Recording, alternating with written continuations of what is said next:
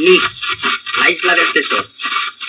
Los sobrinos de Mr. Black, el gran navegante, removiendo la biblioteca de su tío, encuentran un pergamino que resulta ser el mapa donde se halla la famosa isla del tesoro. Mira, Juanito, aquí está. ¿Por qué lo encontramos?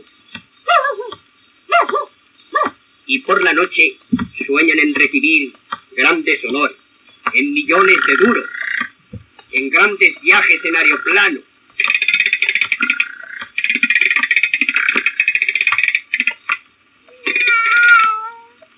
Y con gran ilusión, al día siguiente, preparan la marcha en busca de la famosa isla. Toma esta maleta, Juanito. No te olvidaste de las camisas. No, ya está todo. Bueno, toma. Toma esa caja. Adiós, tío. Adiós, papá. No llores, mamá.